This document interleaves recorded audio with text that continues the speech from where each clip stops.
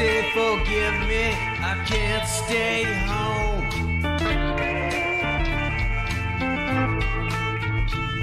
I'm going to the lake, gonna paddle my boat.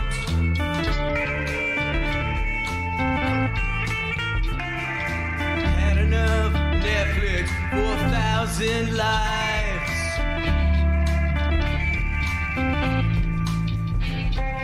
Walking around the food kingdom, satisfy my mind.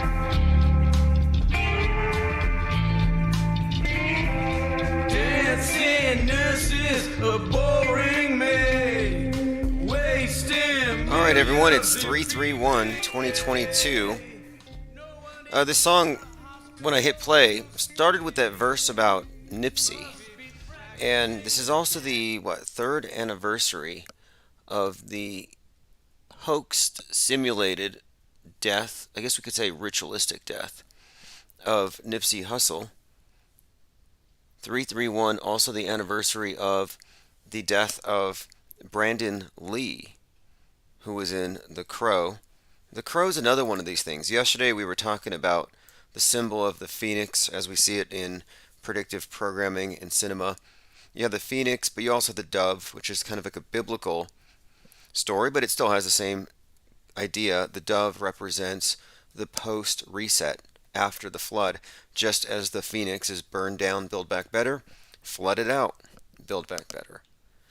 The more recent iteration is the burning bat, obviously the bat as a catalyst for the reset phoenix as it's being played out right now.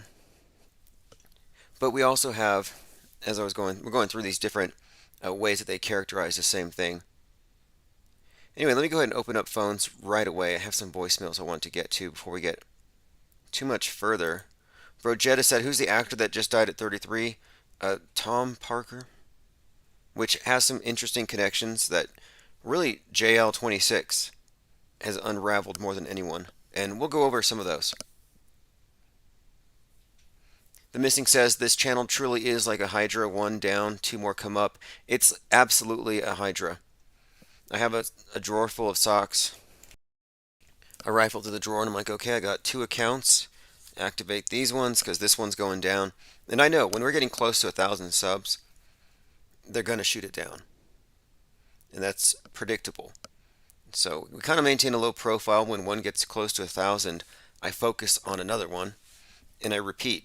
So we have a lot of channels building up. So they may be shooting them down, but when the strikes expire, they come back bigger. Okay, so the guy that was a singer, Tom Parker, did die at 33, and there are some interesting connections there. I believe his birth date is a date that Jurassic Liar 26 insists is the date that Trump, the Antichrist, gets some kind of a grisly head wound. But I'll have to just recommend his channel. It's one of those things where when someone's breaking down the media, you have to see their entire picture. And I don't really come from the same frame of reference necessarily, but we are looking at the same facts. Like, it is an interesting and noteworthy fact when you look at the deaths and the birth dates of all these different characters. You know, there's that saying about I think JP Morgan said, that millionaires don't use astrology, billionaires do.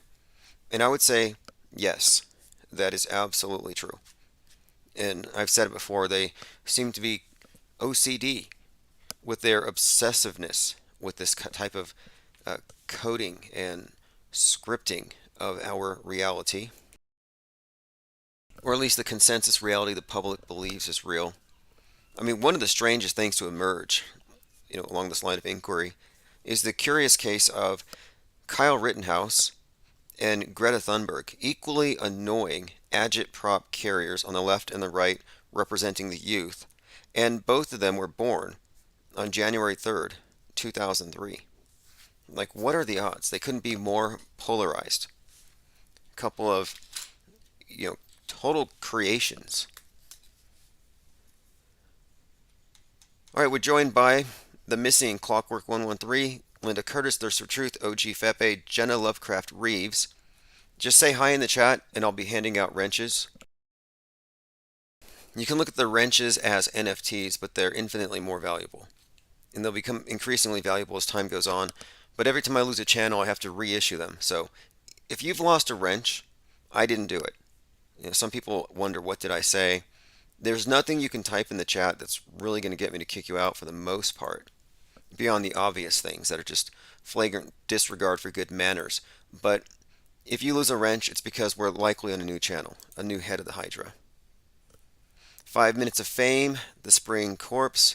Yeah, the 5 Minutes of Fame was trying to call Dr. Oz, and he called me instead. Tim Osman on his speed dial apparently is right next to his dock. All right, let me go ahead and play a couple of these voicemails. One of these was rather interesting because we've been talking about the significance of Seattle. And of course, Seattle seems like it's going to be, in all likelihood, but based on predictive programming, using it as a predictive model, it's going to be ground zero for the next 9/11. It kind of was already with the COVID thing, but for some reason the Space Needle seems specifically targeted for demolition, controlled demolition disguised as a terrorist attack, probably from the Ruskies. Let me go ahead and hit play. This is someone who's going to be there, ground zero, when it goes down in Seattle. Tim, my name's Michael. I live like a block away from the Space Needle. I had to call you because I've always enjoyed intelligent people. I really like the way you deliver your information.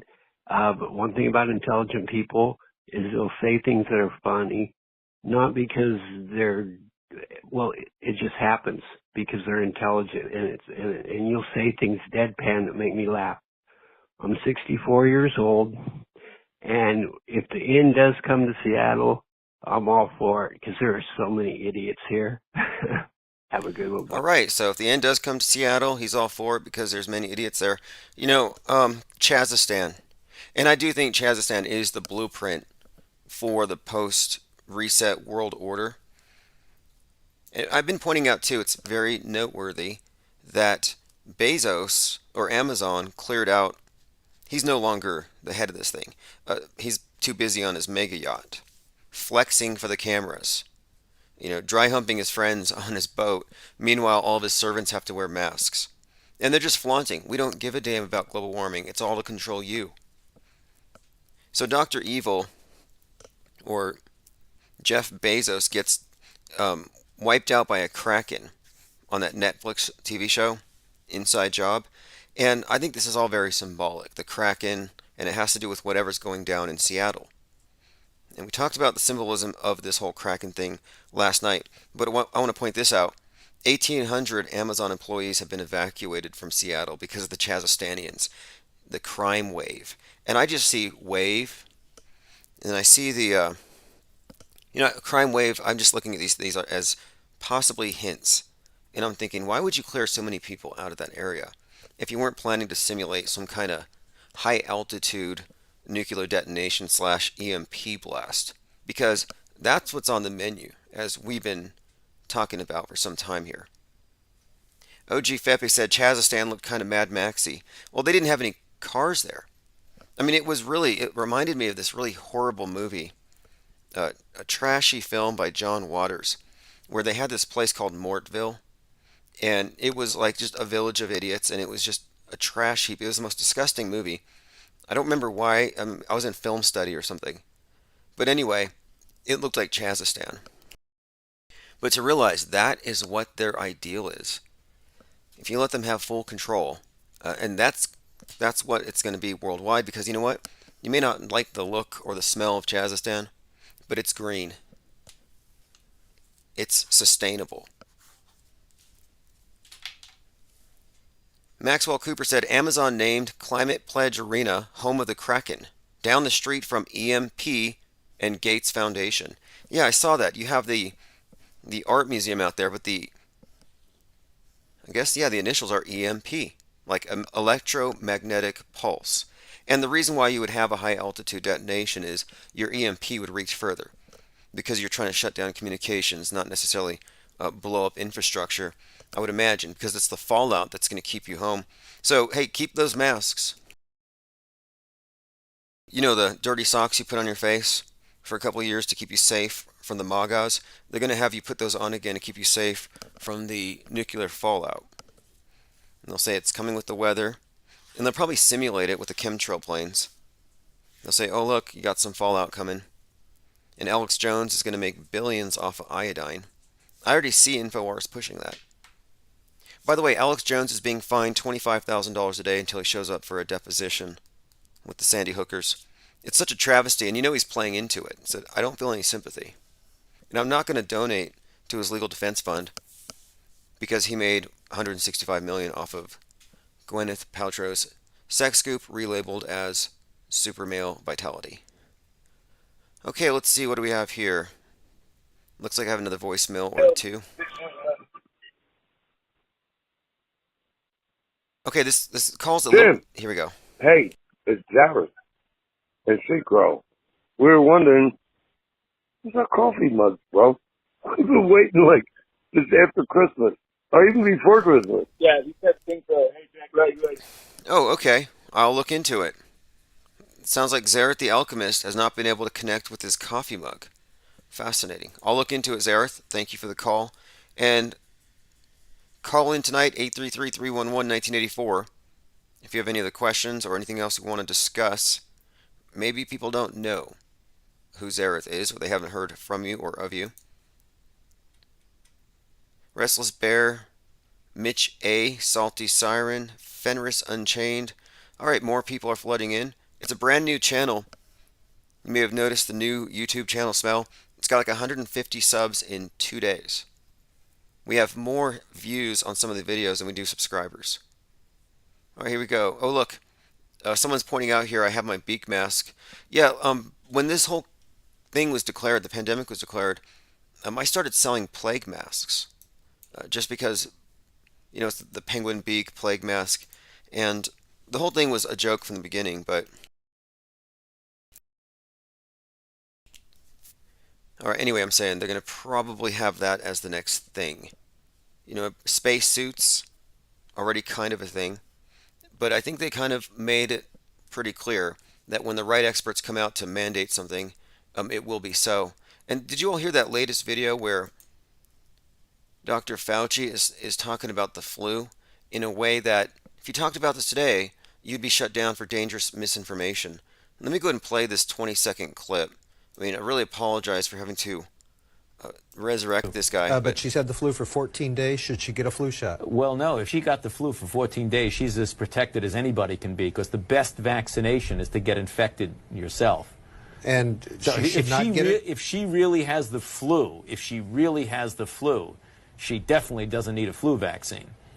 If she really has the flu, she should not get it again. No, she doesn't need it, because it's the most potent vaccination is getting infected yourself. All right, there you have it, from the doctor's mouth. Check this out.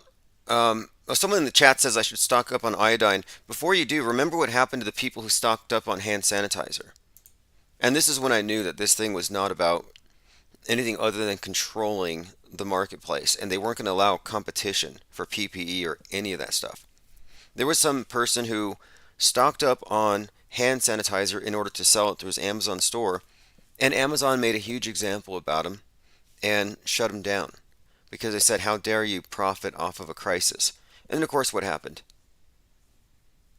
I believe they made $33 billion that quarter. Now check this out. I was watching a movie called Moonshot, which is a really dumb rom-com about going to Mars. And I can see it. It's our future. It's pretty clear. In our future, there's going to be people on Mars. And Mars looks just like someplace in Arizona, maybe in China somewhere. But you're basically in a suit if you're outdoors at all. So it looks like a big prison camp, but everybody's happy because they don't know they're prisoners. But anyway, when you get on the rocket to go to Mars, they give you a little, what do they call these gravity indicators? They give you like a stuffed animal so you know when you're in 0G. But the one they give the passenger, the space tourist going to Mars, is a globe that sings a little song about, hey Earthling, we'll miss you lots. We miss your thoughts, but not your CO2. And it's kind of a morbid thing. But yeah, you have a little globe singing about how they're not going to miss your CO2. And I watched this whole thing just The whole thing was about how spaceship Earth can't take much more of us. And in the future, apparently, they will be disposing of Martian trash on Earth, which makes total sense. They're constantly throwing away stuff right in our oceans. I'm talking about NASA.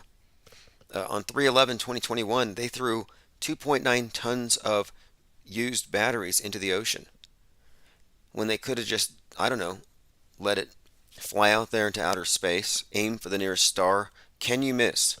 You just nudge it and it goes that way. Isn't that how space works? It just seemed very counterintuitive to me that they would want to keep that trash.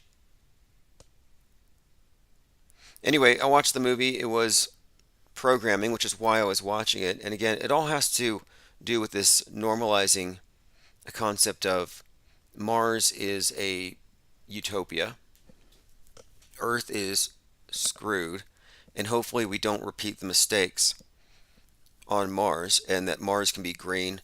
And it's not a new idea.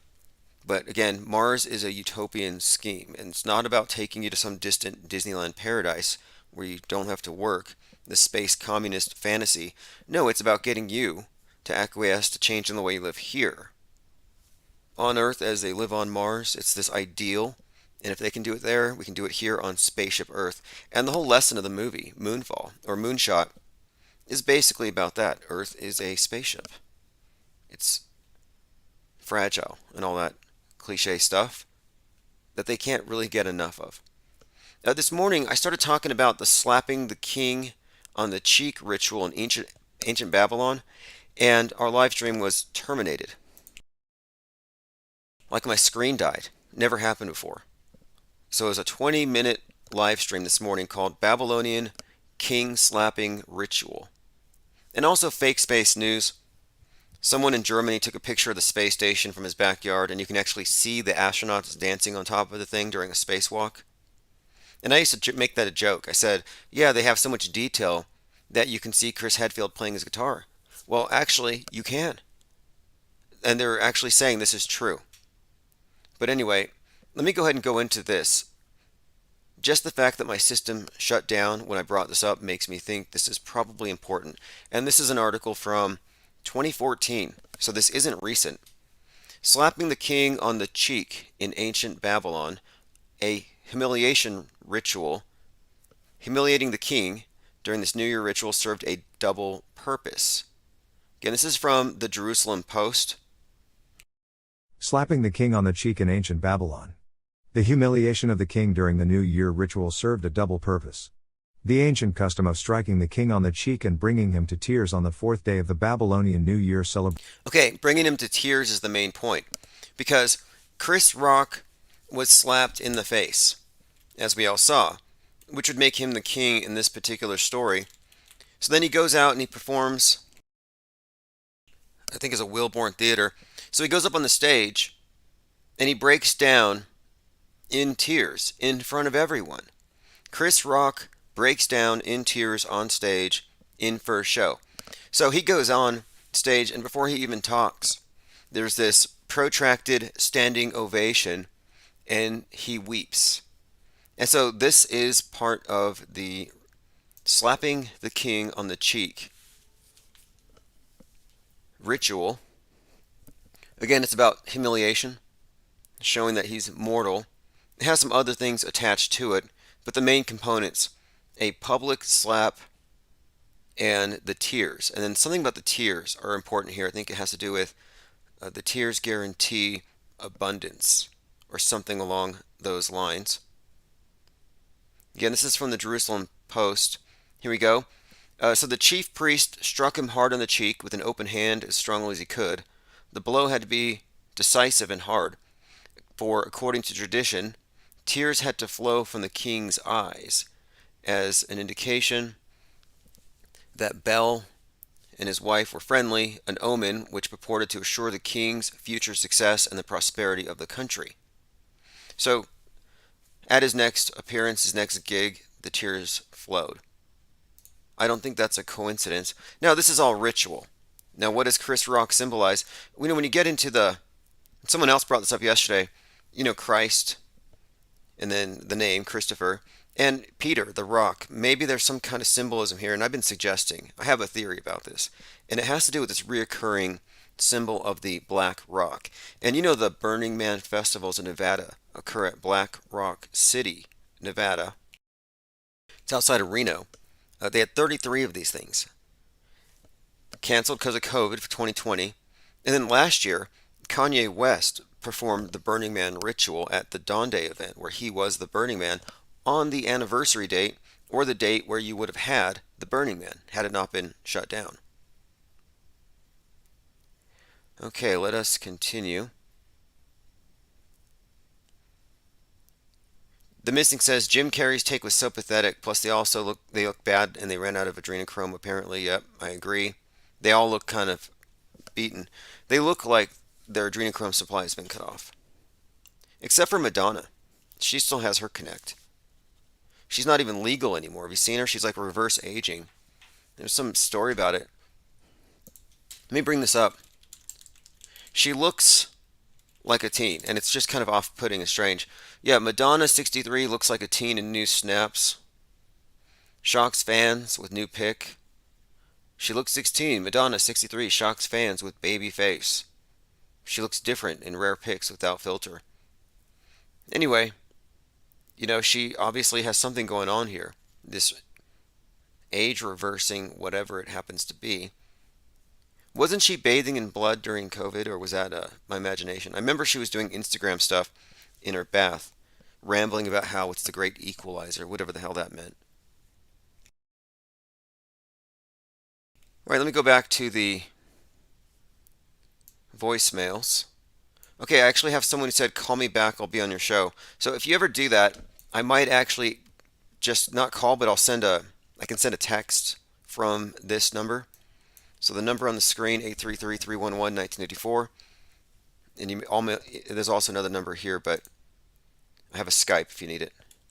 So anyway, one more voicemail. The first guy was from Seattle, and it had something about, if any place, I think what he said was, essentially it wouldn't be a big loss. Okay, here we go. Zareth, I'll have to deal with that coffee mug. I'll deal with it. Okay, then, yeah, there's another one I can't play live, unfortunately. It was really good. And there is something else, too. But I'm just going to let this person call back. So 833-311-1984. I don't want to make it an outgoing call, so I sent a text.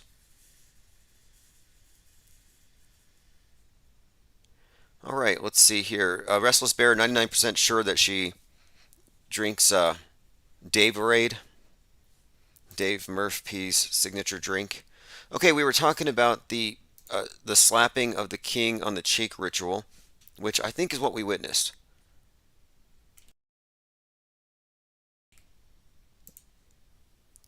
I mean, there's obviously layers to this thing. We were talking about it. I mean, and anybody who starts off with the premise that it's real, I think are starting off on the wrong foot. Okay, here's another one. Nutty Professor, featuring Jada, foreshadows the slapping incident. So this is a movie called Nutty Professor with Eddie Murphy and Dave Chappelle. And in this movie, Jada is at a comedy show with Eddie Murphy. And you have a comedian. It's Dave Chappelle, but he plays a kind of a, I don't know, I mean, he's not his usual self. It's kind of a character, kind of Chris Rocky in a way.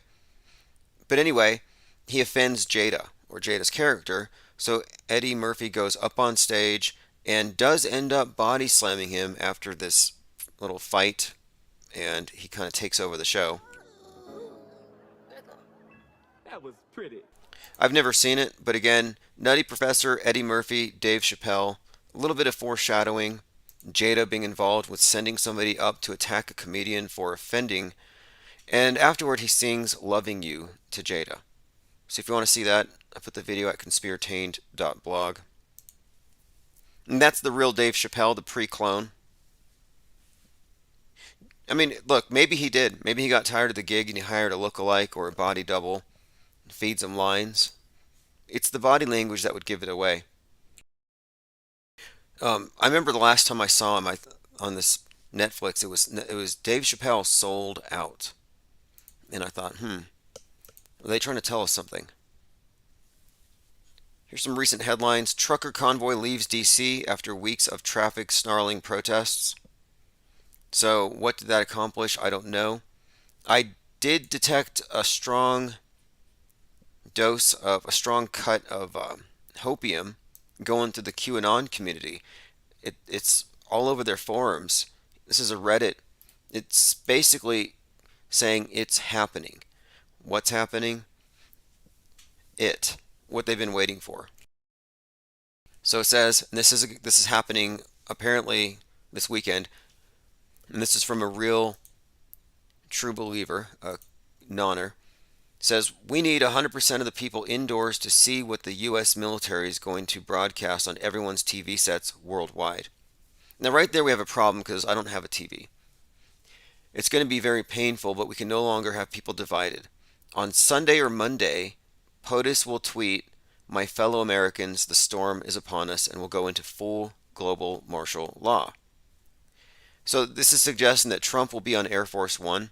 And this is all based on him still being the president, which they still believe.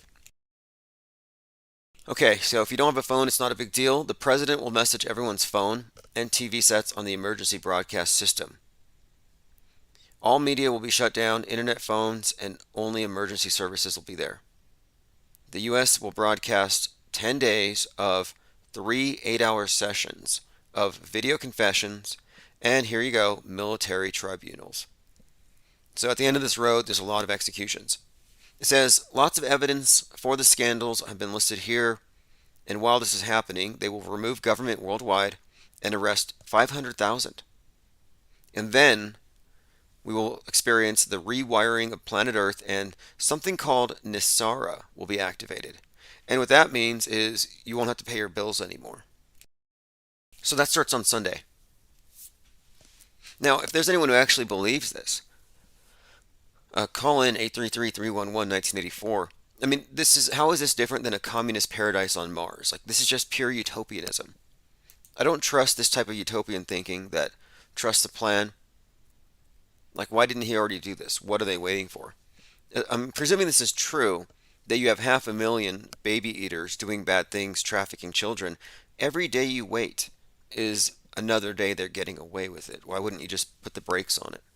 But this is coming from the Q Cult headquarters, 116,000 members. Okay, Cell Block Earth says this is the same thing. Kubert told me for 3 years that Trump's going to seize the airwaves, make the announcements about mass arrests and military tribunals. They said, get the popcorn ready, it's happening. Soon, soon, soon. What a stupid fantasy. What a pathetic way to live. Hexenhut says, it's impossible for me to wrap my brain around people adhering slavishly to this nonsense, because they desperately want to see people executed. Even pretending mass shootings are faked and all the suffering these people is just acting, it's just incredibly sick. Someone else says, my popcorn is getting stale. Yeah, agreed. I mean, if you had some popcorn set aside for this, yeah, it's no longer edible. Let's see, what else? Let's not forget how effective Trump was at governing. Mostly sarcastic statements. I don't see so many people here who actually believe it. But I don't know. For every person who's against it, there's probably 10 or 15 who find sustenance in this. And they think, okay, I can carry on and trust the plan for another weekend. Sunday or Monday. Maxwell Cooper says, man, I remember from March 2020 the sealed indictments. Yeah, I remember being told, basically being patted on the back by a QAnoner, just saying, hey, listen, you're going to have to sit at home calmly and just let the military do what it has to do, and you're just going to see a lot of people get executed. Just stay at home, sit down, and enjoy your popcorn. They've been saying the same thing for a long time. Sit around, watch the plan, and eat popcorn. And now what? You know, how many years? Again, 3 years. And what's at the end of this? So they murder all the Democrats. Then what? Then everything's perfect. You get rid of one side of the political spectrum and everything just turns out okay. I don't know if it works that way. Now, I pointed this out a couple days ago, but I want to dig in a little bit on this one. Dan Scavino, he was Trump's social media manager. Well, he had been using Twitter to send coded messages to QAnoners by cross-referencing his timestamps with QAnon drops. Now, I followed along with this for some time, and I noted this as a phenomenon that the mass media just couldn't seem to pick up. But check this out. This is from David Gilbert at Vice, who's been covering the story for some time. Dan Scavino has been winking and nodding at QAnon believers for a long time, posting content he knew would be catnip for the conspiracy movement. These dog whistles had gone unnoticed by most, but not everyone. Representative Liz Cheney, vice chair of the January 6th committee, has brought this up. So finally someone has noticed. And they're actually going through these Dan Scavino tweets and showing how he was connecting it to the QAnoners. Now this is all very much likely a staged takedown of Trump and company. But my point is, this is a smoking gun. That yes, there are insiders in Trump's circle communicating to the Kool-Aid drinkers. And widely destructive. The committee has many questions for Mr. Scavino about his political social media work for President Trump, including his interactions with an online forum called The Donald and with QAnon, a bizarre and dangerous cult. President Trump, working with Mr. Scavino, successfully spread distrust for our courts, which had repeatedly found no basis to overturn the election. And Trump's stolen election campaign succeeded in provoking the violence on January 6th. The simulated riot, sure. So when I talk about the space station or the drama around the 1/6 event, I know full well that this is all fake. I'm just speaking from the perspective of the world stage and how they see things, because that's really what we're doing. We could just as easily ignore the news and just say, hey, I have better taste than this. However, as we experienced in 2020, if you ignore the news, if you're misinformed, then you don't know what the sheeple are going to be doing next. And whatever they acquiesce to, you do. Face diapers, case in point. Okay, so again, we're looking at some tweets. This is all just coming out. In June 2020, Scavino posted a clip of a video showing a lightning strike hitting DC, and it made the shape of a Q. Now, this is something too. Eric Trump was at a Reawaken America tour, and someone gave him a life-size portrait of his dad with a lightning bolt Q behind his head, and he loved it, and everybody cheered. And I thought, don't they know how bad this looks? You got General Flynn there who's suing CNN, or his sister is suing CNN for associating her with Q. And yet here they are at a Q rally getting artwork depicting Trump as, God, Emperor, King Trump. Here we go. Eric Trump gets a Q-themed painting of his father. And while they bring it out, notice it's the Darth Vader theme song, because they have this fantasy about Trump as this Darth Vader-like ruler who's going to preside over the mass executions that start on Sunday or Monday. All right, so here we go. This is from the Reawaken America tour. Can you come up here, Jackson, and can you kind of show it to the crowd real quick here, to Jackson and Shaq?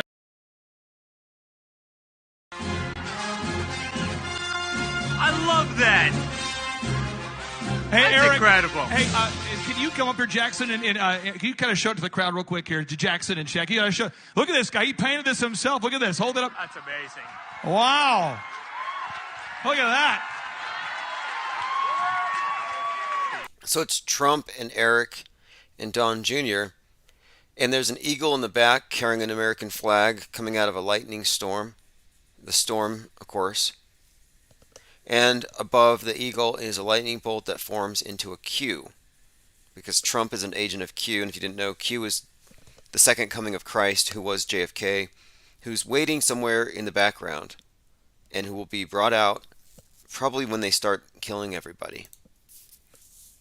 I mean, what a beautiful story, right? They're like, yeah, we're pretty sure that JFK was Jesus, and when he comes back, there's going to be bloodshed. Like, how is this even happening? Okay, listen to this. This was an attorney, Philip Kowski in Florida, criminal defense attorney. He said, I met with the 1-6 committee. I told them about the QAnon connected activity that I had seen for several months in 2020 from Trump's social media director, Dan Scavino, and gave them specific examples. So it was interesting to hear Liz Cheney tonight say they have concluded that it's true. So I reached out to him, and I reached out to the author of this piece, and I'm going to see if I can get in touch with whoever the receptionist, I suppose, for Liz Cheney, because we have connections here. We have connected dots with Dan Scavino and George News. And if this comes to light, then our channel's arch enemy, MG, gets dragged out into the spotlight, which is what we want. So that'll happen soon. All right, let us continue. Eric Trump receiving a painting of his father as Q. Couldn't be happier. I mean, are they that... really, do they not know how bad this would look? Disney employees in Florida arrested for human trafficking as videos appear online showing top Disney execs desiring to sexualize children. Yeah, Disney as usual. I thought they were focusing on cannibalism. I was like, okay, it's not the direction I would prefer, but it's better than what they were focused on before. Disney and their cannibalism fetish, but no, they're still in the other stuff too. They need some new hobbies. I was looking at this documentary called The Witch of King's Cross or something, and the whole documentary is about an Aleister Crowley type figure from the 50s, deep into, witchcraft and the occult. Anyway, I'm looking at these characters, these occultists from the 50s and 60s, kind of closer now. It's very interesting to me how the whole New Age movement came into being and where it's all going. Anyway, I'm going to be posting some pictures from that. I'm going to do a review on it. But anyway, kind of a Crowley type character named Rosaline Norton. And what this person is doing is similar to what Osman Spare was doing, Austin Osman Spare, which is this kind of automatic drawing and channeling. Anyway, I'm kind of getting into a tangent here I didn't really want to get into, but we're talking about Disney and all these creepy figures involved in this whole area, and there's a part where they kind of intersect. I was looking into Kenneth Anger also very closely in the same kind of circle that you would find Rosalie Norton, Spare, and Crowley and others. Kenneth Anger was actually a Mickey Mouseketeer, and he was a co-founder of the Church of Satan. So that's kind of interesting. You're like, wow, you got this Disney to Satan pipeline. But anyway, yeah, here we go. Sundance, Disney focuses its searchlight on horror. Yes, Disney. It's called Get Out. No, it's called Fresh. Fresh is a cannibal horror comedy. Fresh explained. Critics pan Disney's disgusting new cannibal movie.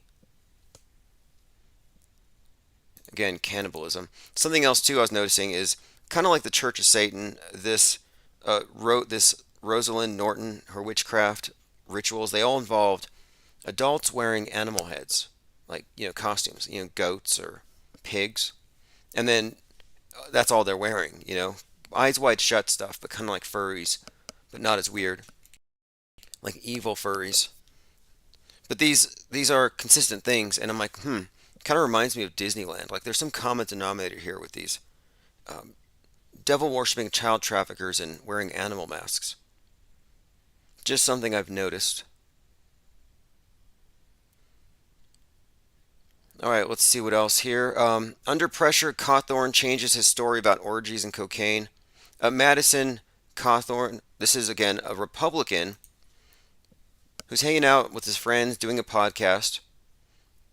And he's kind of exaggerating, I think, about his experience in politics. We're talking about first-term Representative Madison Cawthorn of North Carolina. And so he comes out with this story, which seems like he was trying to cater to the QAnoners. I'll put a picture of him on the screen here. Anyway, his recollection on this podcast about what it was like to go out and hang out with his GOP colleagues, he described it as he was being guided to go into a cocaine-fueled orgy. The North Carolina Republican, who has a reputation for peddling strange nonsense, proceeded to tell stories of his congressional colleagues inviting him to orgies and doing cocaine in his presence. So anyway, this made the GOP mad, the House GOP. They expressed outrage, and now we kind of changed his story. So it kind of fed into this idea like, okay, we got an insider who's not going to be corrupt, and the QAnoners are drooling over the story. No, it turns out he made it up. Now he says he thought maybe he saw a staffer in a parking garage 100 yards away, maybe doing cocaine. Totally changed his story under pressure. But this is typical. I've seen a lot of noners, QAnoners, or QAnon-friendly, QAnon-adjacent types happily sharing stories like this, rarely fact-checking things, just throwing it all to see if it sticks. And I still see people hawking the Hunter Biden's laptop, like that's going to do anything. I mean, it is such a joke at this point. I believe it's at, there's an address, and I think it was tweeted by Julian Assange, but Hunter Biden's laptop can be found, and there's an address for it. The address gives it away as a hoax. I'll probably pull it up here shortly, but like everything else that has an obvious hoax attached to it, we're looking at it's like 33 something, or box 33. But anyway, there are still people holding on to hope that there's some really bad stuff in there, that a lot of bad stuff happened to innocent people, so they can score political points. Yeah, 33 Thomas. If you want to call in, 833-311-1984. Open phones. I don't want to spend too much time talking about the slap gate, but it's kind of hard not to bring it up because it's tied into so many other things. So it's kind of fair game. Anything you want to cover. Yeah, here we go. WikiLeaks published this piece, and of course WikiLeaks doesn't seem to know about crisis actors or fake moon landings. Hey FBI, the contents of Hunter Biden's laptop can be located at 33 Thomas Street, New York City, in case you suddenly can't find it. But, like they care. So you got images of Hunter Biden doing, it's like his OnlyFans account, just his archives of all of his disgusting photography, and then his crack habit. But like they care, his father's passing out crack pipes, nationally, so that smokers don't share pipes and spread COVID. So I don't even think it's a big problem for them. I mean, look what they've done since. They kind of gave him credibility, turned him into an artist or something. Middleman AD posted this today. Tim, I sent you a picture on Instagram. In the film Rocky Horror, they credit him as Meatloaf, one word, not as meat space loaf. I'm not defending the Mandela effect, but maybe this is where the confusion comes from. Yes, there is a discrepancy, but the confusion comes from within. The Mandela affected confuse themselves. They're not able to reconcile ambiguity.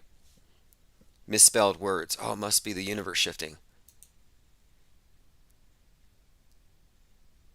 If you look on the screen, there is the prosecutor who went after Kyle Rittenhouse. And if you notice, he's drinking a jug of, or a bottle of a Soylent Green. I thought it was just a meme. But no, it's a real thing. Again, this is the year of, 2022, the year of Soylent Green. Rudy the dog says the slap was subliminally imparting censorship on the hive mind to watch your mouths. Comedy, retaliation, backlash. Yeah, exactly. I thought that was a big part of it. I mean, they're looking at Will as a bully, as unhinged. You see these different takes on it. You have the obvious ritual scripting. not just the Babylonian king slapping Rite, but also the entire story of King Richard. And I have picked up on a lot of symbolism regarding this King Richard character, played by Will Smith, who defends Jada the way he defends Venus. It's a parallel story. But even beyond that, I think there's a utility to the PSYOP, and it's about putting boundaries around acceptable discourse. When is free speech transgressing into hate speech? When is a meme literally a bullet that could kill somebody? Because that's what they're setting this up as. Memes kill. Memes cause you to spread infectious diseases. Memes cause the ocean levels to rise because it causes people not to believe. Facebook spreads memes that cause climate change denial, which it's not your carbon footprint. It's not really what you're doing that's causing the ocean levels to rise. It's your denial. It's your non-belief in globe's wrath that really makes it mad. You gotta be a believer. By the way, yesterday, happy Darth Day to Klaus Schwab, 3:30, which is the anniversary of a few things. The Masonic Lodge's burning we talked about. Also the anniversary of Hinckley shooting Reagan. Maxwell Cooper said, who was photographing Hunter in all the photos? It looks like they were staged to make him look degenerate. Look, yeah, it does, but it actually looks like they were staged to make him look degenerate for some made-for-television production. Like, it doesn't look real. It looks like faux degenerate. That's not what real degeneracy looks like, in the sense that you mean. He's smoking crack. He's in a room full of prostitutes. They're having some kind of a party. But you look at the photos, and they're posing. It's all simulated. It doesn't look convincing. Anyway, the Hunter Biden story, again, it's more, I think, false hope. But according to some of the QAnoners, as I pointed out here, Sunday or Monday, it's all going to go down. Alex Jones refuses to appear in deposition. Yeah, he's being billed $25K per day, so I'll follow that. He's going to have to sell a lot of sex scoop. Coup-like symptoms. So if you haven't followed this, Ginny Thomas, the wife of Justice Clarence Thomas, is a major QAnon believer who actually believed that it was about to happen, that all the bad guys were going to be sent to Guantanamo and killed. Like when I first heard Trump speak, nowhere did I think at the end of this road is locking up and killing all the political enemies as some kind of desirable goal. But that is where we're at.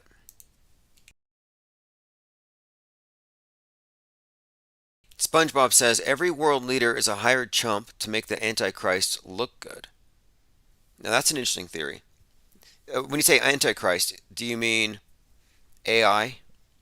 And when I say AI, we're talking about like the Wizard of Oz. Obviously, you got some guy behind the scenes pulling the levers and using the voice distorter. Like, I don't really believe that HAL 9000 is going to actually emerge and take over this place. Although that's such a reoccurring theme. And the series The 100 on Netflix, I referenced quite a few times. Loads of predictive programming. Has a space station fall, season 1, episode 13, 113. Again, consistent symbolism. But take a look at Wall-E, which has everything to do with Directive 113, abandoning the Earth, etc. But it's about a space arc where humans are surviving because they destroyed the Earth, but they're just kind of orbiting in space for a few generations. And the robot or the AI that takes care of them is kind of like HAL 9000. But since it lacks human empathy and it's just solving problems and it's putting efficiency above all else, it calculates that the optimal diet would also involve recycling the dead. So you actually find that this Disney production or Pixar production for children quite literally has recycling people, cannibalism, Soylent Green built into the plot, which makes sense because it's about a communist revolution to get rid of the polluting capitalism. And the implication is that our system is cannibalistic. I mean, it might just all be subtext. But my point is, it's there. Cannibalism is there. Nebulous07 says DARPA AI is the beast of revelation. Well, 1969, you had ARPANET. And now we're having this Internet of Things, which I don't know how that interacts with, the goo blood, but it does seem like it's the next step. And we look at the corresponding years, the associated years that we've noted, these patterns. Like just the other day, there was an article out about how we're kind of reliving 67 with regards to the way that the new Supreme Court Justice nominee Jackson has been harangued, and they're comparing it to Thurgood Marshall from 1967. Well, anyway, there's a lot of this overlapping from 67 to 69 over the last couple of years. 1969 was kind of repeated in 2021 with the Manson thing, the Matthew Coleman killing on the Manson anniversary, the space race, and of course, the Internet of Things. Well, there's a David Bowie song from 69, A Savior Machine, I believe it's called, and it has to do with a President Joe handing over control of the world to a savior machine, some kind of, apparently AI, smart enough to solve world hunger. But it's a David Bowie song. And of course, in 2021, Biden was there at the digital monolith at NATO, ogling the thing, worshiping it with everybody else. Just a real bizarre chapter in all of this. Leaders digital experience at NATO summit.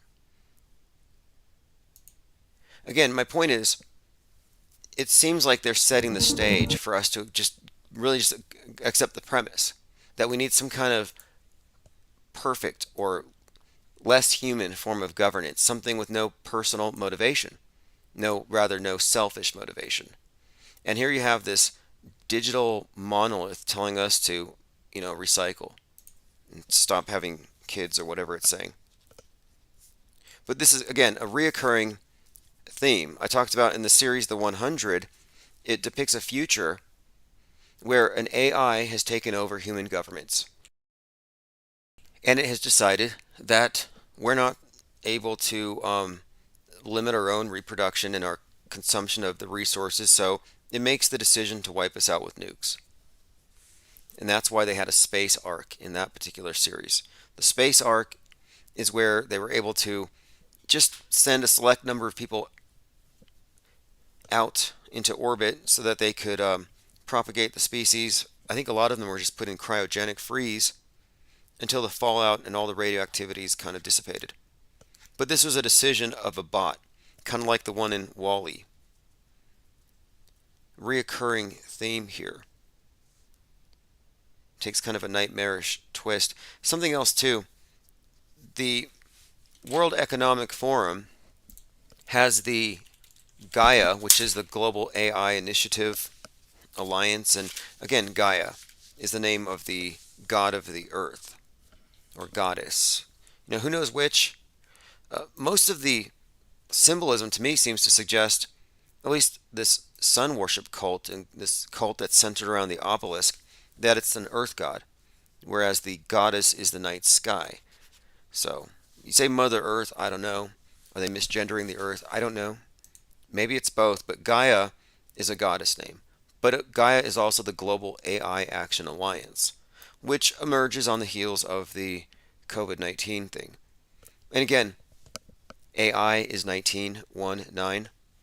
COVID-19, 19 years after 19 hijackers at that Pearl Harbor-esque event of 9/11. And Pearl Harbor, by the way, was called Operation AI, which gives you another 19.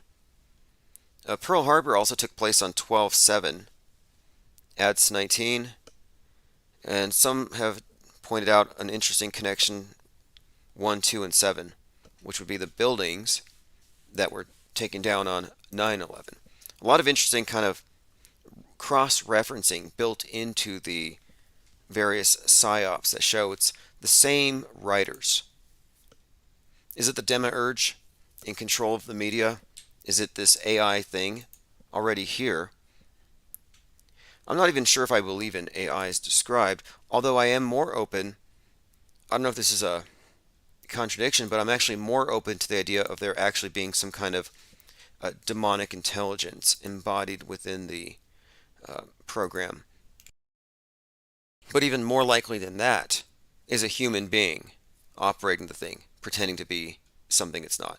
That's the most likely explanation. And, I do have an Occam's razor, and I do apply that adage, even Hitchens' razor. Someone who asserts something without evidence can be ignored without having to reference counter evidence. You can just simply ignore Mandela effects. Unless they buy some misprinted Monopoly game or something off of eBay and present it as evidence. In fact, debunking Mandela effect is so hot right now. Let me go ahead and play a short clip. Someone sent me this. A lot of people are suddenly turning against it. I don't think so. This is the Gnostic Church and Academy of Jesus Christ, and he is spending hours here debunking Mandela-affected changes to the Bible. Hopefully we all learned something today. And so the reason I did this video is because I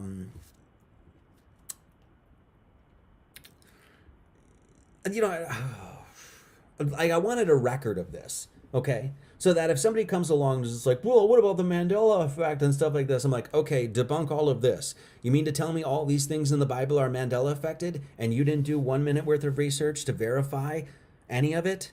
And you're going to come to this channel and say that, oh, you don't know what you're talking about when it comes to the Bible?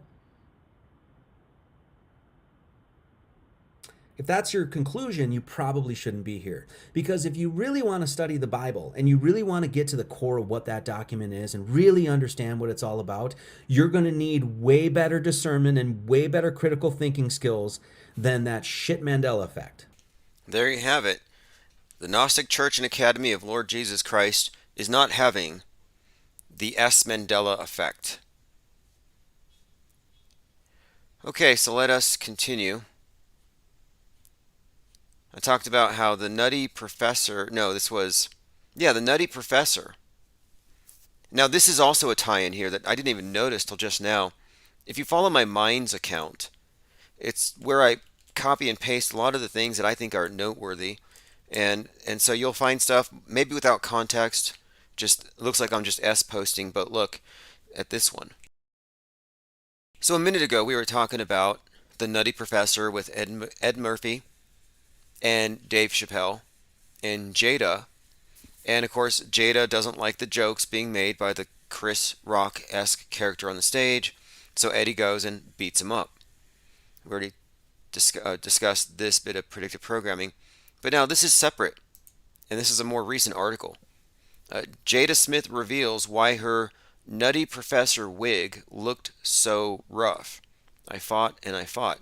So a lot of this story about the slap has to do with the joke that Chris made about her hair.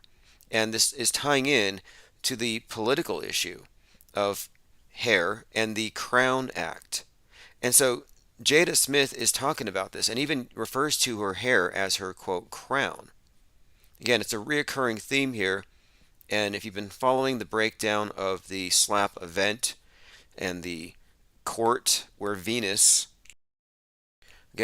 Williams, was defended and advocated for by Will Smith as King Richard, you'll see there's the king and the queen stuff is all over the story.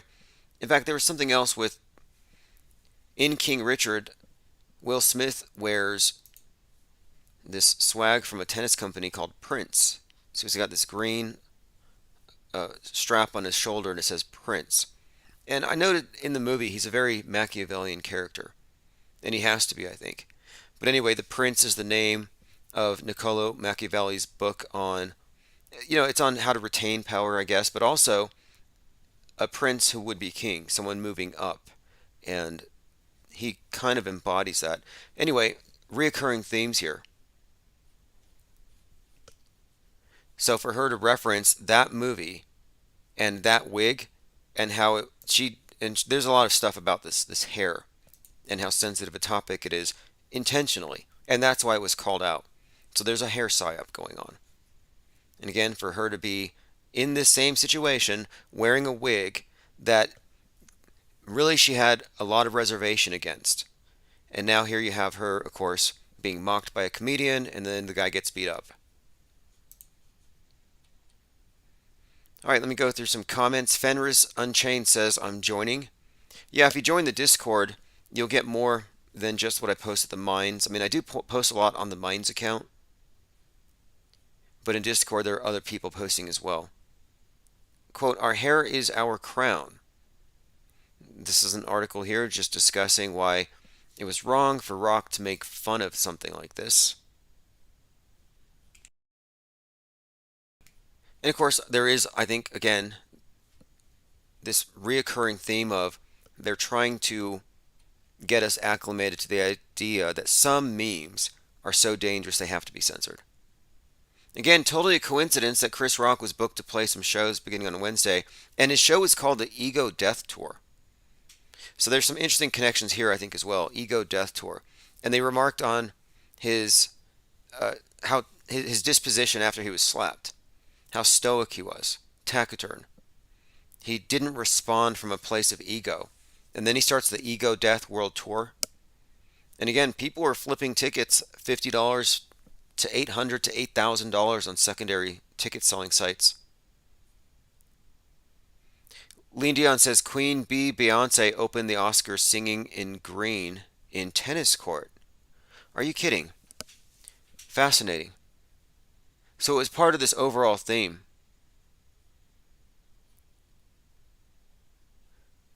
Yesterday we talked about Nebraska State Senator Bruce Bostelman, who was complaining about schools that were being forced to install litter boxes for furries because the furries were not using the human facilities because they identified as cats.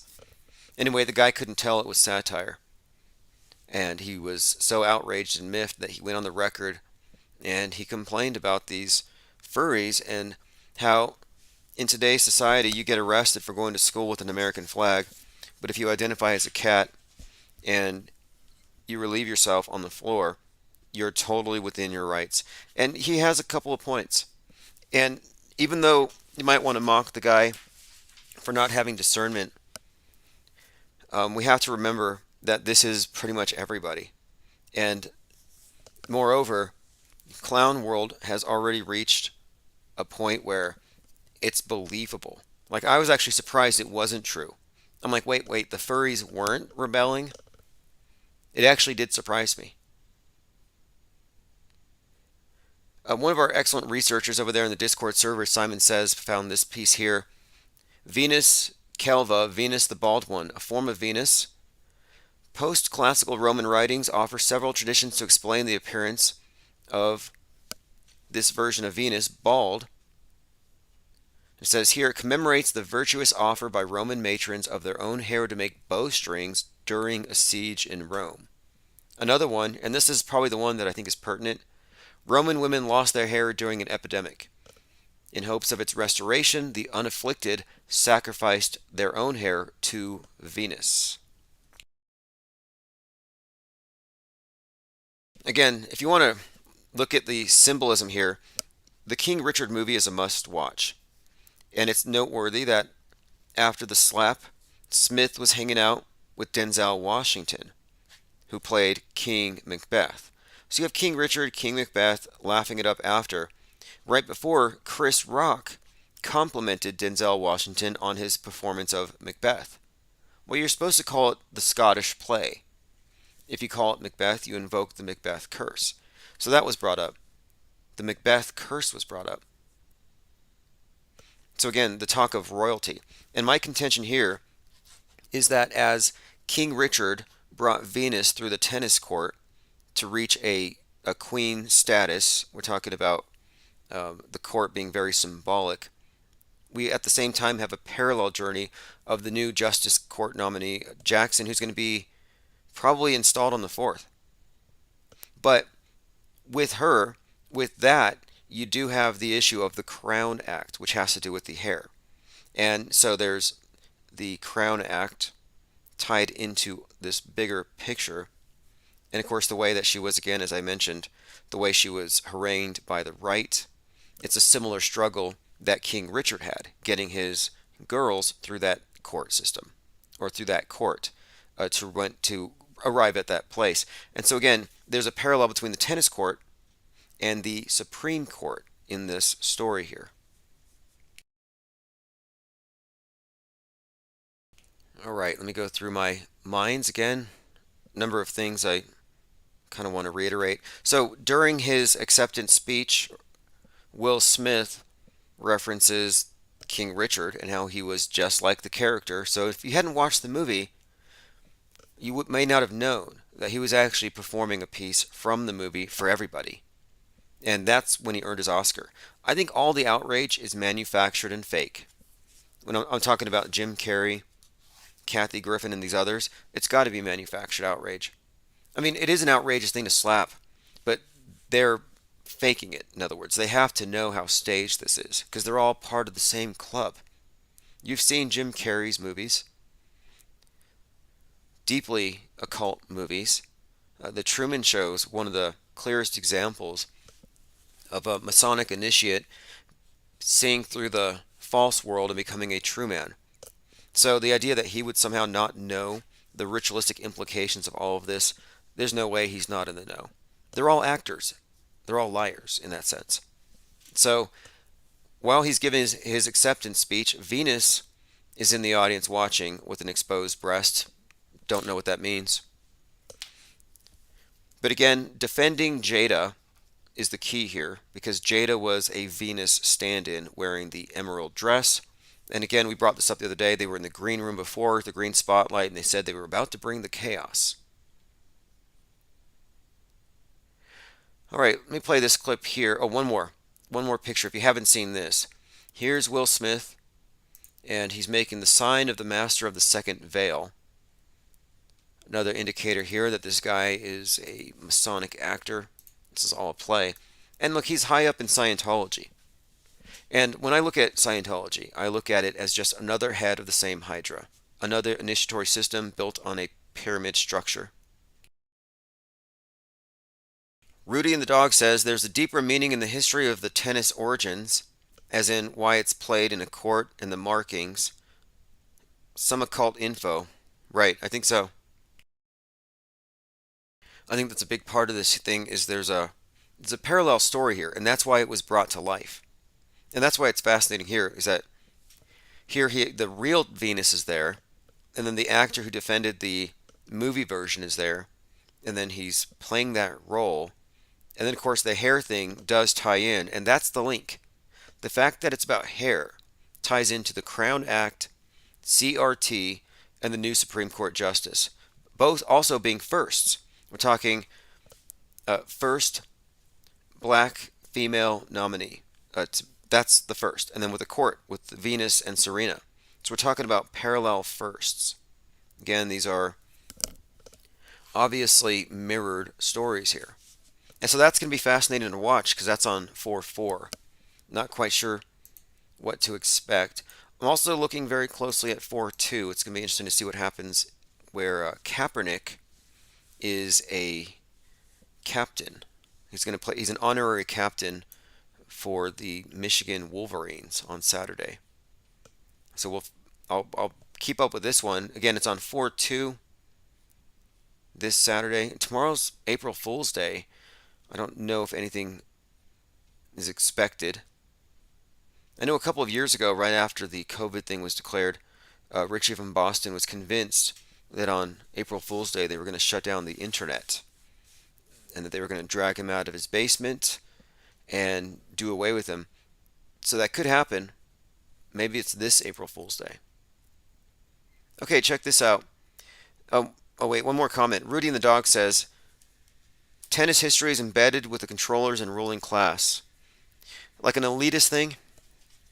I mean, that's kind of what the movie was suggesting. The movie was suggesting that there is an entrenched, privileged group that that is going to win because they've excluded a great number of their competitors simply because of economic inequality. In fact, I think Serena wasn't able to go to the same coach because they didn't have the money. So that was something they were making the point here, that it was money played a bigger role. And of course, the movie made it about that. So it's more than just about the tennis game itself. It's about the reality of America. In fact, when it opens up, Will Smith's character talks about having to run from the Klan. He jokes with a few of his prospective business partners, saying to them, "Thanks for not wearing your Klan hoods." And they play, in the middle of the movie, the Rodney King beating, which I guess yesterday was the anniversary of that. Rodney King was hit 33 times. Rodney, of course, rods, batons, police batons or whatever. Rods. He was hit 33 times over the course of 1 minute and 19 seconds. SpongeBob77 says Richie from Boston survived the head wound in the four-wheeler accident. Now his back went out. I hadn't heard about that. He's one of these channels that gets pulled off of YouTube, just like ours does, and then they go to BitChute, which I don't really think it's optimal to let them chase you off their platform. I mean, I want to keep my footprint here on YouTube. The more they want to kick us out, the more I decided, you know what, let's just stay. We have other places to expand into, but at no point will we not have a direct Infinite Plane Society Discord server to YouTube meme pipeline. They're not going to shut this one down. Lean Dion says Novak Djokovic, tennis player star. Yeah, that's right, the tennis star. Venus Williams received $42 million in cash or awards or whatever on the court. That number 42 is associated with a lot of firsts in the civil rights story. Rosa Parks was 42. It's used in literally all of the psyops. It's why Derek Chauvin had his verdict read on 420, 330 days after the killing. The 42 was on all this stuff. Steve Jackson, 42, twin of George Floyd's drug dealer, 42. Derek Chauvin's wife even got arrested over a bad check that was $42. I mean, I've been working on this mind map and Metascript decode project just because there's just so much here that it's worth putting it down in one place. Kelly Chauvin charged with writing a bad $42 check. This was a week after the event. Again, the conspicuous use of that number with these psyops is a topic in and of itself. As with the other numbers, not a coincidence that the George Floyd Act was passed on 3/30, the anniversary of the name King, Rodney King beating. Again, 1 minute, 19 seconds, 33 whacks. Let me play this. This is the brother. I believe they're talking about the brother of General Flynn and how much control he has and how Q-friendly he is. If you know this, I have another brother who's an active duty 4-star general today. I've heard of him. Yeah, Charlie is the commander of USAR PAC, United States Army Pacific. That's right. Yeah, and he's still right now. He's he's in Hawaii. Runs 90,000 troops. How come Biden hasn't gotten rid of him? You would think Biden would want to. Question. It's a good question. We were definitely worried about that, but Charlie's the best guy for the job. So they're talking about the brother of General Flynn, a major QAnoner, and the influence he has over 90,000 troops out in the Pacific. He has got a lot of experience in Asia because prior to this current job, he was the commander of the 25th year military guys in the 25th Infantry Division, which is I think it's Tropic Thunder is their nickname, out in Hawaii. So he was spent a lot of time in Hawaii and had built a lot of deep relationships with the militaries and the secretaries of defense of our allies in Asia. So he has a lot of relationships there. Then he was back in Washington as the. Anyway, I'm bringing this up now just because General Flynn is top of the QAnon pyramid, and his brother has these connections, and it's all just leading to something, I'm sure. And they haven't dropped the Q thing. And also, Trump is facing an increasing amount of scrutiny over 7 hours and 37 minutes of missing time on their phone records from January the 6th. And that's why I brought up Dan Scavino, his social media manager, and his role in all of this. Because I think what we're looking at is possibly a Watergate type of scandal being used to bring down Trump. I mean, that's my, and I don't really care about this one way or the other, this political clown show, other than the fact that this channel is very intimately connected to the Q story. And so if it unravels, it'll be very, very entertaining and interesting for all of us here. All right, listen to this. Susan Collins becomes the first GOP senator to back the new Supreme Court nominee. Says her announcement comes after Jackson, the first black female nominee to the court, was subjected to aggressive, racially charged questioning by the Republican members of the Senate Judiciary Committee last week. And they did so under the pretense of Q, dog whistles. They were bringing up the idea that she was soft on child trafficking or something. Again, this is significant because Clarence Thomas and his wife are being looked at for their Q-friendly text messages.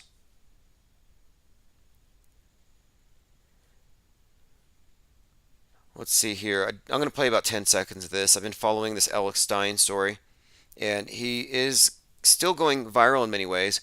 And now he's openly embraced rap as an art form, I guess. I used to say, originally I said that he wasn't that great of a rapper, his cringe rap, but who am I to judge? But now I can honestly say he's trying. Let me go ahead and just play a short clip. Yes, I can rhyme all night long, and I'm wearing my pink thong. All right. But how many words rhyme with thong? Okay, phones are open, 833-311-1984. By the way, just a channel update. I'm going to be even increasingly more resilient to censorship as time goes on.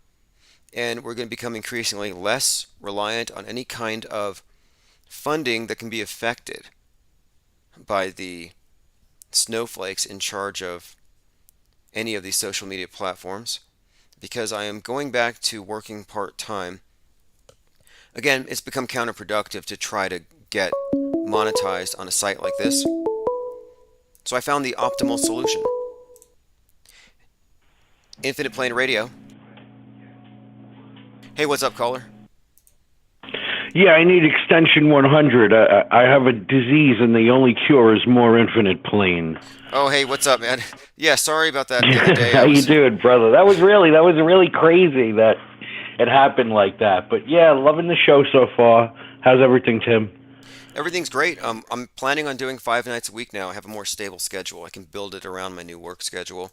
I mean, I was doing a lot of time each day. I was putting a lot of time into side work, but it's different when you have a guaranteed paycheck versus selling art or something else like that. Yeah, I hear you. The dream is to be a streamer. I streamed the other night. One of the guys from your channel said I should do a talk show, and I said, "What do I call the show?" He said, "Name it the Penguin 33 Show." And I said, "Nah, that's too close to Tim." Let me get out of that room with the radio playing. That's too close to Tim to be stepping on his toes. I said, we're very against plagiarism, both of us. And I would even feel naming my show Penguin 33 would be stepping on your toes. You know what I mean? Well, 33 is also very triggering for a lot of people. You got to be careful with these numbers and symbols. Oh, all the time, man. And I see it all the time. And I can't take it anymore. You know, it's almost like just ignore it, because it'll drive you nuts. It will really drive you nuts.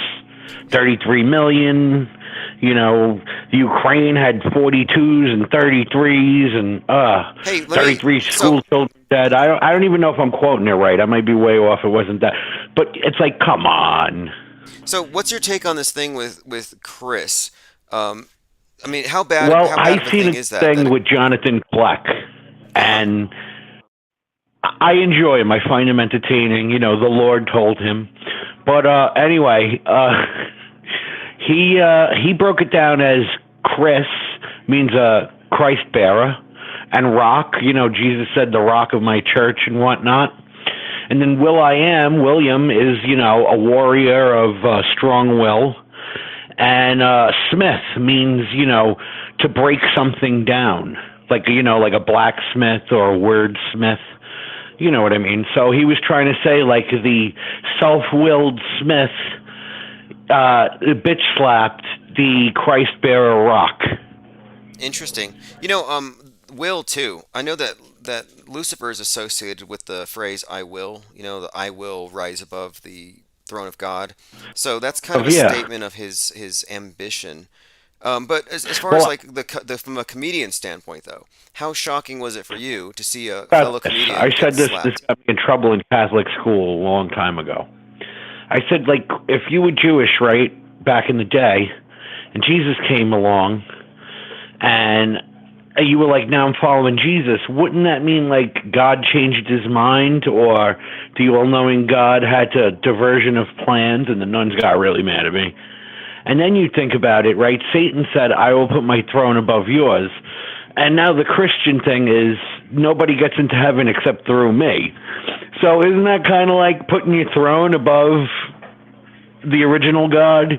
And wouldn't that kind of say, like, Jesus is actually Satan? And there are people who've said that, but not with that breakdown that I gave you. Well, look, if I was the demiurge in control of this place, I would be controlled opposition to the escape path. I would control the religions. But no, what I meant was, what I wanted to get your take on too, though, is as a comedian, was it an affront to you to see Chris Rock get slapped, or did it just ring fake from the moment you saw it? You're in a town of zero tolerance law. If me and you got in a fight, even as friends, and I punched you or slapped you in a bar, all it would take is one phone call to 911 and zero tolerance, I'm going to jail.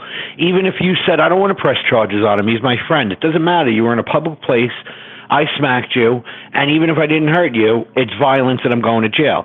So now we're in a room full of actors who are all about big government and all about being, all for the government and what the government says and the lockdowns and this and that and no rebellion or whatever. And not one of them picked up the phone. Nobody got arrested. Right. Okay. So it didn't even fool you. That's great. That's great. Because, I mean, I know people who saw it and instantly thought it was true. They wanted to defend it. Fooled me when I watched it live. I clicked the channel. I don't watch the Grammys. I clicked the channel and Chris Rock was on. I turned up the volume. And then I was like, maybe he'll make us laugh. And I didn't even get it at first, G.I. Jane. I didn't get it at all. And then it was like, oh, she has alopecia. Okay, I get it, because she's bald because her hair's falling out. And then he laughed, and then he walked over, and then when you look at it again, it's kind of like the same slap he gave the little kid giving an acting lesson to when he visited some school or something. Right. Like, here's how you fake a punch. Right. And he did that. And yeah, that was kind of like, I'm going to smack you, you're going to turn your head at the same time, there's going to be no contact of my hand on your face, and when I bring my hand around, I'm going to hit my arm with the other hand to make it sound like I hit you. Right, a crisis slapper. And also a wrestling move. You know, like when Roddy Piper would hit Jimmy Snooker in the head with a coconut. You know what I mean? Yes. Did he tap him in the head with a coconut? Very lightly. What was the sound from his hand actually hitting like his shoulder while he cracked him in the head with the coconut? Probably stomping on the ground. Yes, they had stomping too. Yeah, the whole wrestling mat is basically a bass drum. It's a free-floating plywood piece, or probably now some type of fiberglass reinforced base. But if you go in a wrestling mat and you stomp your foot, it's 20 times louder than if you stomped your foot. Well, I think it was Hulk Hogan's son or something had tweeted "no cell" and then deleted it right away. And no cell apparently is some kind of inside term for there wasn't an appropriate response. Like Chris Rock didn't actually sell that he was hit. It didn't look like. Well, I would think that if Will Smith trained for the movie Ali and I Am Legend and shit like that, where he's doing sit-ups upside down on a bar in the morning. I mean, even if he hasn't worked out a day since then, he is way bigger and stronger than Chris Rock. Chris Rock's 135 pounds soaking wet, and Will Smith is 205, 210, 6 feet. So for him to really hit him and him not get knocked out or sent back 4 feet, it's got to be fake. Yeah, and the only reason I find this topic even relevant today is that this is another thing like the Jussie Smollett thing where it's a perception test. And if somebody chooses to believe in it, they just need to acknowledge that unless they have some special inside information, it's a choice on whether or not you can believe it as it was presented. And I'm finding a lot of people just go with the flow. Definitely. Well, it got me at first because I typed on Facebook, did Will Smith just really smack Chris Rock, and did he say, keep my wife's effing name out of your effing mouth? Because I read his lips. It was totally mute during that time when they aired it in New York. So I guess they had a 90-second delay or whatnot. And it was totally mute. There was no sound, no nothing. And then when Chris Rock said, wow, then they brought the sound back. Did you see the Nutty Professor predictive programming for this whole thing? Okay, so I didn't watch more than 40 seconds of that, and I really don't care about anybody else's take on this except check yours. This out. So basically, I appreciate that. We do try to pool and distill the best information out there.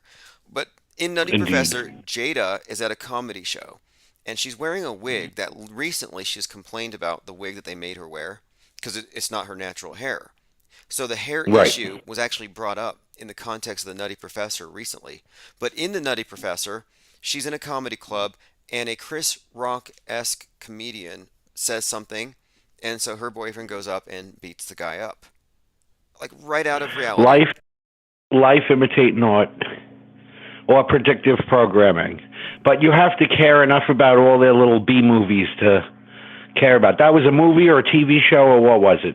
Nutty Professor was a movie, and after the slap, even Will Smith said, art imitates life. I was just like the guy King Richard, the crazy dad from the movie. Oh, yeah, I told you, the Eddie Murphy Nutty Professor, the guy who made Eddie Murphy fat, his name is Larry Bones, Boneyard Effects. He made my Rodney face.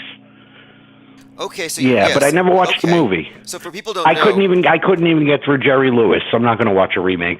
No, I only watch clips out of context. I can't sit through whole movies. I don't torture myself unless I'm doing research and I'm breaking it down. The last movie I tried to watch was Free Guy with Ryan Reynolds, and then you were talking about it after, and it was, what a letdown. I like Ryan Reynolds, though. Out of all the actors, I do like the guy.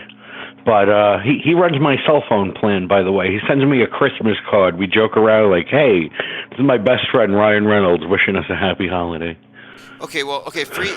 Free Guy. Yes, the movie's a corny rom-com.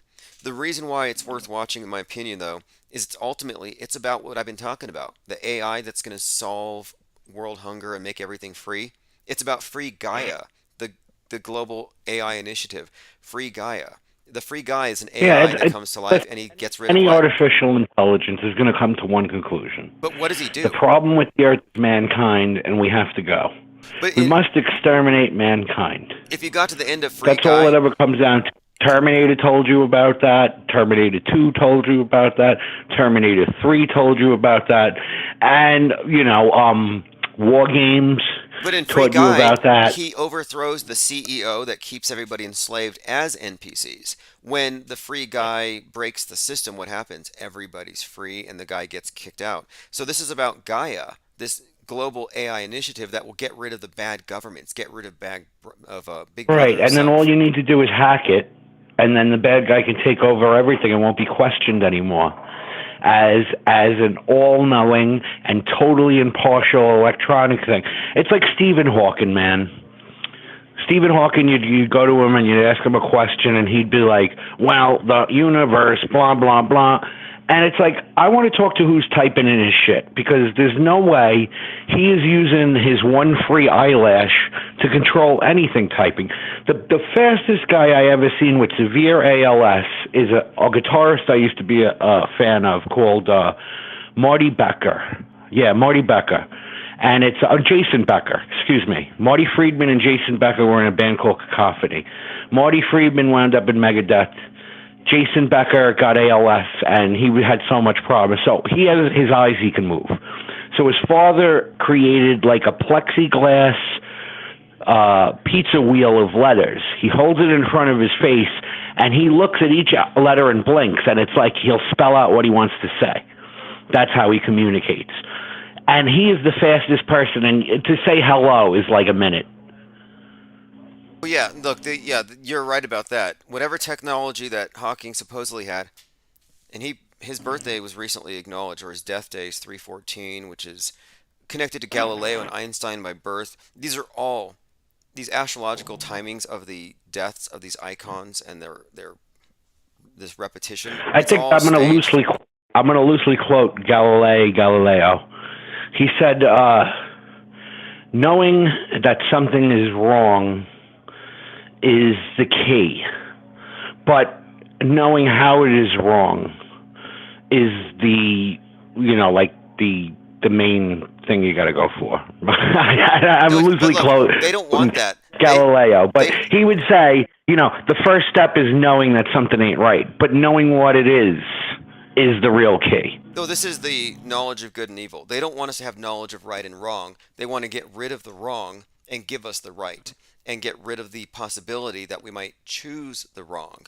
It's a system that's designed to keep us in a state of perpetual ignorance. Hey, really quick, you mentioned a guy named Larry Bones, and you said he made your mask. So for people who don't know, would you explain what your Rodney Dangerfield mask is? Well, it's what we would call, let's just say, like a generation 2, and now they're on generation 4. So what my mask was he would take a mold of Rodney Dangerfield's face from a death mask, and then he would take a mold of my face. And what he would do is he would wedge them two together, and he would make a negative imprint of the outside of Rodney's face on the outside, like in other words, where you have an eyelid popping out, it would be a recess contour in the mold that he would make, and my mask would be a positive image of my face, and then he would fill the tool with alginate. So alginate is like a foam made of seaweed, because it's breathable and gluable and very thin, and you could get pores on it and everything. So that's how he would do it. They took that vacuum mold and regular positive mold technology, and now they've just used silicone, and they get it perfect, where every face fits like a glove and there's no gluing required. Okay, so the face fits like a glove and there's no gluing required. So when we say that The Weeknd is literally Justin Bieber in a mask, is this what you're saying? It's very possible. I'm telling you, it's very possible. I'm not going to go bet the farm on it or whatnot, but I'm telling you, it's very possible, because there's things you cannot change, and the things you cannot change is like your distance between pupils, and like your real hairline, or your earlobes and things. But you can glue earlobes on, but you can only add to the distances on your proportions of your face. So you can't get a silicone mask that makes you have a smaller nose. If you have a giant nose, you really can't do somebody with a little nose. If you have a giant chin, you can't turn around and suck in your chin. But if you make somebody's head 10% larger, you could definitely do that too. So you could also go around and just look like you have a ridiculously big head and have every proportion correct, but it would be scaled up 10%. You understand what I'm saying? Yeah, absolutely. I kind of think Matt Gaetz could easily be one of these characters, a big, ridiculous hunk of prosthetics. Well, here's something interesting about Matt Gaetz, and I don't know if you know it or I heard it from you, but it's true. He grew up in the house of Jim Carrey in that movie Truman Show. Yeah. So the house that Jim Carrey was in Truman Show was Matt Gaetz's actual childhood home. Yeah, that prop house, that stage house, he actually grew up in a Truman Show, in the Truman Show house. And that's just so... Right, well, it wasn't a prop show, it was a real house. Just like the Goonies house was a real house. You could go to Washington State or Oregon, I don't know where it is, but you could see it, and it's like nothing to look at. You know what I mean? It just looks like a regular house up the block. But I could take you to Amityville, and I could show you the Amityville horror house, and you'd be like, oh my God. They of course changed the bushes in front, painted the house a different color. They might have even changed the attic window by now, so they don't draw crowds coming by. But it's still there. You know what I mean? If you got 58 million lying around, the producer of the TV show Full House owns the mansion on the property where the Manson killings happened. So that Manson house is being sold by Full House. But since the premiums for earthquake insurance is so ridiculous, I'm going to pass. Well, yeah, I'm like, Full House, the Manson house. These are some bizarre times. And Fuller House.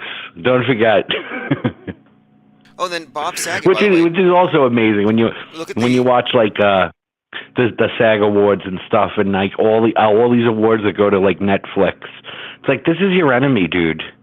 20 years ago they used to get mad HBO would win an award. Well, look at all the comedians, like we mentioned Full House, that are being hit in the head. Bob Saget, Rachel McDonald falls, hits her head. Chris Rock gets I never heard of this McDonald character before she hit it. And the irony to say Jesus loves me most and then go kaboom. Right. It's absolutely crazy. It's a reoccurring theme here with comedians being hit in the head. Tonight is a reoccurring theme. You use that word like at least 12 times, and it's true. It's like, because when you lack original crap, you have to keep going with it, man. These people just keep playing narratives to death. You know what I mean? Even scripts. Like I appreciate Free Guy, even though I couldn't watch more than an hour of it, because it was kind of original. The beginning was at least catchy, where he gets robbed in the bank every day because he has no idea he's a background actor with AI. You know what I mean? Yes. But when he put the glasses on and he fell in love with the girl, I quit right after the kiss, though, because it's like, oh, you're going to make this a love story, too? Come on. Okay, wait, here's the connection, though. Get this. What brought Free Guy to life was his Trinity. So he's like Neo in the Matrix, but what brought him to life was the spark between the two of them, the consciousness connecting, and that's what actually gave him life. And I think there might be something here with the kiss and the breath of life being exchanged.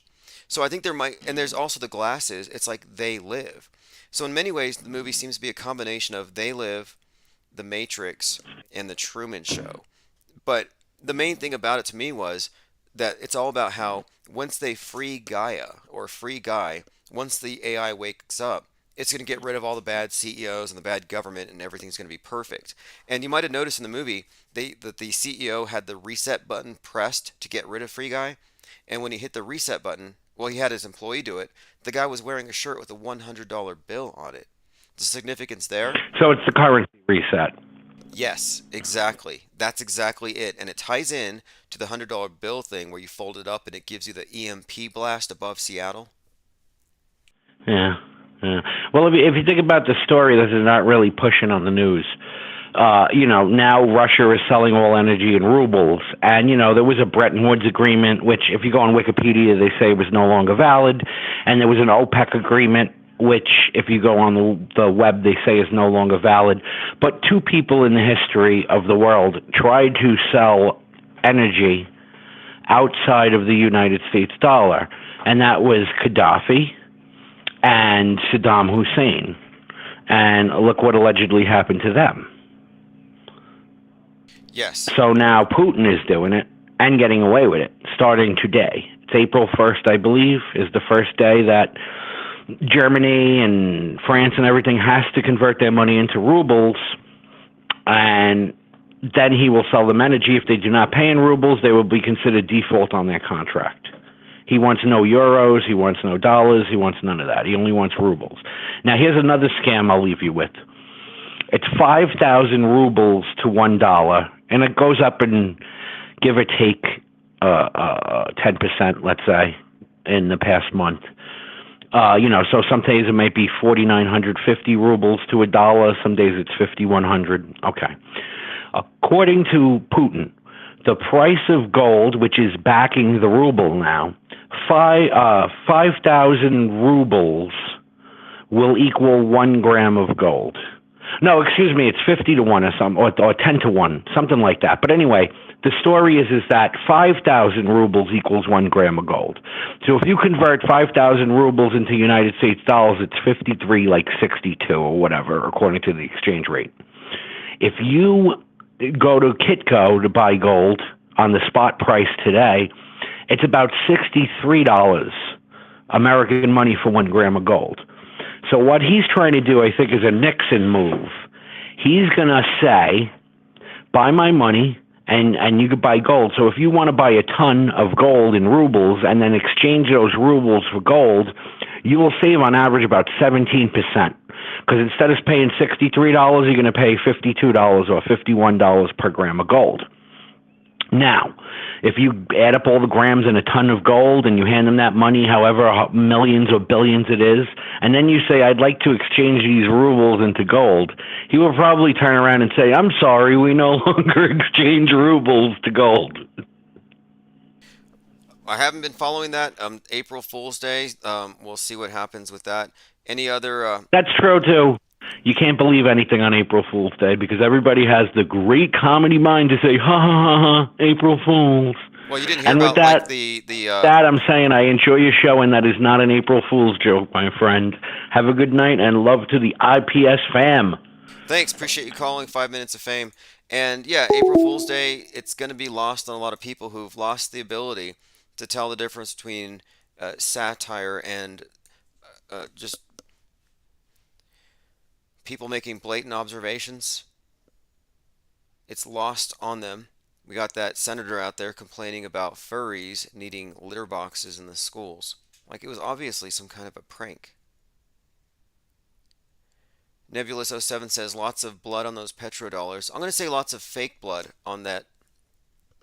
I mean, fake until proven real, that is. It goes for war, it goes for climate change, it goes for pandemics, it goes for alien invasions, it goes for spectacular terror attacks, both from radicals from outside and from domestic violent extremists. I think the only thing that can really keep us from going into this nightmare verse of the world stage that they're creating is pure skepticism. Tunak says, my favorite caller. Yeah, if you want to call in, anyone else, the number is 833-311-1984. Now, I had a caller the other night left a voicemail, and he was suggesting here that there might be something in the subtext to the space station needing these boosters. And I didn't quite get what he meant at first, but I re-listened to it, and I think I know. Actually, I agree with what he said, so let me go ahead and play this, and we'll expound on it for a second. And I figured it out. I was listening to the replay today, and it clicked in my head. This whole World War III is happening because nobody believes in COVID anymore. See, we thought that chapter was over and that we were going into World War III. What they're trying to do is set up the story for the whole ISS thing to happen, which is really going to implant in everyone's head that if they don't go get their booster, that everything's going to fall down, that they're going to fall down if they don't get their booster because... Okay, and Biden just had his second booster, or third or fourth or fifth or sixth or seventh. I can't tell. All these vax junkies. You got to look at their track marks and measure it, kind of determine how many boosters they got. But what he's bringing up is this. Russia was suggesting that if things didn't improve down below, they would cease to offer boosters to the ISS, which are required. So they send their supply modules up there to boost it, to keep it in orbit. And if they were to stop, it would fall down. So here's a parallel story between if we don't have cooperation above and get this thing boosted, it's going to fall World War III. And if we don't get boosted, World War III. So yes, I think there's layers to this programming. That's why they insist that you fear the sky. No matter whether you're religious and you think it's God, Zeus, or whether you think it's global warming. They need us to fear the sky and to believe that we're in the end times. That's always a big thing. We're always in the end times, no matter what religion. Even atheism, which I do consider atheism to be a religion. You're welcome to try to prove me wrong on that, but If you've accepted the existence of outer space as presented, and you accept it as a scientifically observed area of human endeavor and not just a spiritual kind of religious replacement for heaven. I mean, maybe you have information I don't, maybe you've been there, but I think you've accepted a religious premise. Same with the virus. I think the virus is an updated version of sin. So you may think that you're modern with your hand sanitizer and that you're applying the most sophisticated information of the time, but really it's just superstition. It's holy water. It's not even holy, but it's tantamount to being holy water.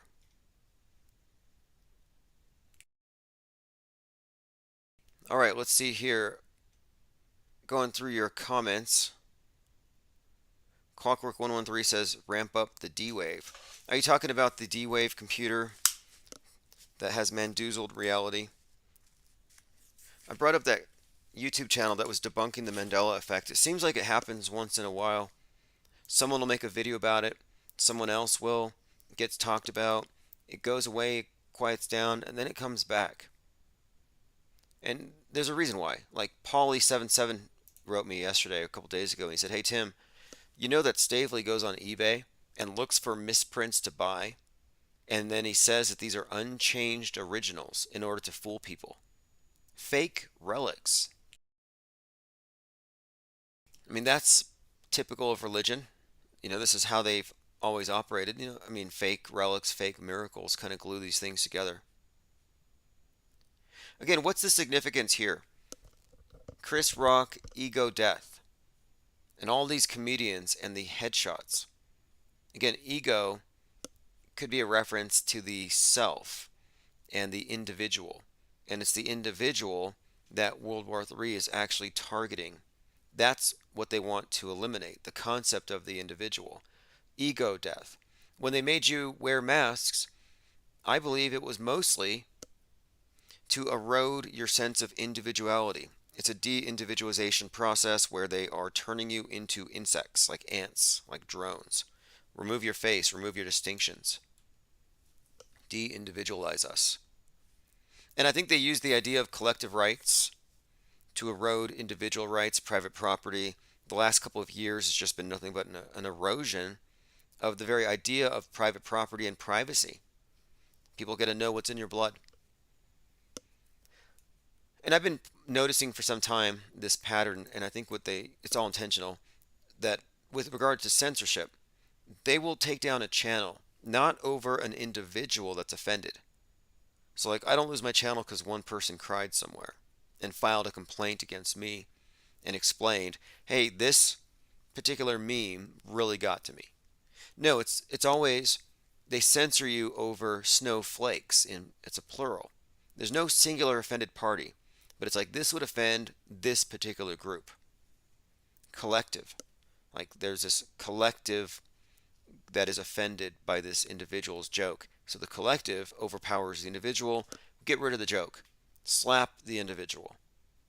And I think that's one of the things that has been put forth here, the idea that, again, free speech has its limits. And if you have any doubts about any of this, and if you still feel like Chris Rock is a victim, he made a documentary about black hair culture recently. So this is a very well integrated and engineered psyop top to bottom. I don't find any of it to look spontaneous whatsoever. All right, I'm going through some of my minds.com links. This is pretty good. This is a meme. Kind of says it all. Because, and I brought this up yesterday, it bears repeating though, because this has not been sufficiently explained away. If you believe in the moon landing, you must therefore believe that the moon is made of petrified wood, because the moon rocks have all been petrified wood. That's why they have a SWAT team. NASA's got a SWAT team that will drag you out of a Denny's and hold you in a parking lot while they search your house for the moon rock. Why don't they want you to have a moon rock? Like, wouldn't that somehow bolster all their claims that they've actually been up there? Or do they have something to hide? Maybe the moon rock's just a piece of wood, because that has been the case. this entire time. So what explains the flip-flop? Like Rogan, there's just no way that they faked the moon landing. Like after having explained, there's no way we went to the moon. Like, how do you flip-flop like that? I don't think you can. I think you can get paid, but I don't think you can reverse engineer something that requires actual thought. Not believing in the moon landing isn't based on intransigence or just trolliness. The reason why people don't believe the moon landing is for a lack of evidence and the fact that the moon rocks were all made out of wood.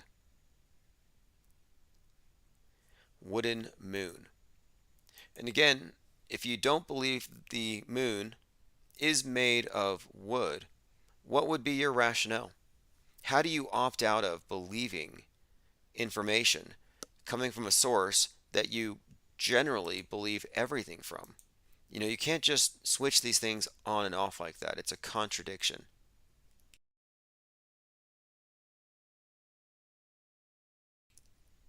Again, I'm seeing more of this. Just to point out, lots of QAnoners are sharing this. They believe that tribunals and treason and death are coming to a TV near you, starting on Sunday or Monday.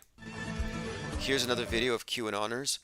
Just a montage of Democrats that are looking forward to being executed on Sunday or Monday. Are you coming to the tree? It's a lot of songs, and then you have images of mass executions. So again, something to look forward to this weekend. Fenris Unchained says if the moon can be wood, then asteroids can carry a virus.